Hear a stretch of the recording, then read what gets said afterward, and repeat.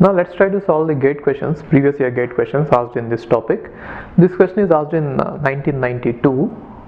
The question is, start and stop bits do not contain information, but these are used in serial communication for what? So they are asking about the start and stop bits.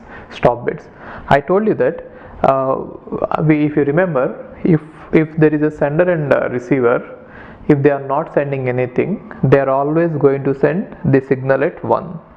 And when they are about to send a character, we are always going to start it with 0, right?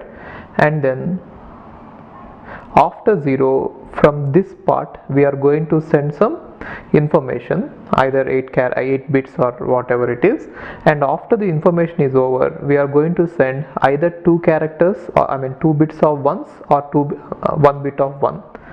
So this will be 0, this is called as the start bit, and these are called as the end bits, and here we are going to use the information bits. Now why should we be using this is, they just indicate that information is going to start and information has ended. So that is useful for synchronization, right? So even though we are not going to have a common clock, source, sender and receiver both are always going to have clocks. They have to be synchronized, and in fact this particular edge, this is very useful. This is where the actual synchronization happens. Okay, so whenever this receiver sees this edge, let us say sender has started sending the data, whenever receiver sees this edge, it will know that yes, a new information is going to start, and it will start the clock positive edge exactly here, so that it will understand what is the length of 1 bit, right?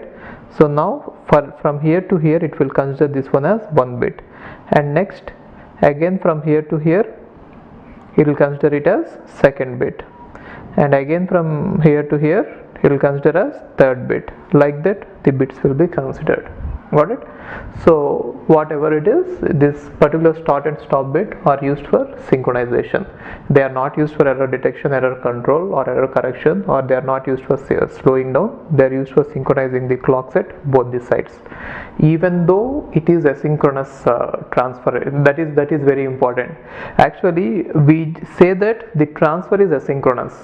So even though the transfer is asynchronous, still we are using synchronization. Why is that? How is it possible? The term asynchronous means that we have source and we have receiver, and both these are having individual clocks, separate clock for this and separate clock for this. If both are being operated by the same clocks, as in the case of register transfer, all the registers are having the same clocks, isn't it? In that case we say they are synchronous. In this case we say they are asynchronous. But even though they are asynchronous, it doesn't mean that there is no clock involved. There are clocks involved, and somehow you have to make sure that both these clocks start the positive edge at the same time. To synchronize that, we are going to do this. Got it? So if you didn't understand anything, just remember it, synchronization. Okay. Next one is in a vectored interrupt. Now I told you that there are two ways, vectored interrupt and non-vectored interrupt. In vectored interrupt, the interrupting device is supposed to provide us with the address of the ISR, interrupt service routine. In non-vectored interrupt, we'll just get the interrupt signal, and it is our responsibility to decide where the address is, right? So that is the difference between vectored and non-vectored. So see this, in vectored interrupt, the branch address is assigned to a fixed location. No, why should the branch address be involved in this? The interrupting source supplies the branch information to the processor through an interrupt vector. Yes. So what is an interrupt vector is, in physics vector means direction, but in computer science vector means an array. So what it means is, if you remember how we discussed about the parallel priority interrupt implementation, there I have shown you that there is a array, right?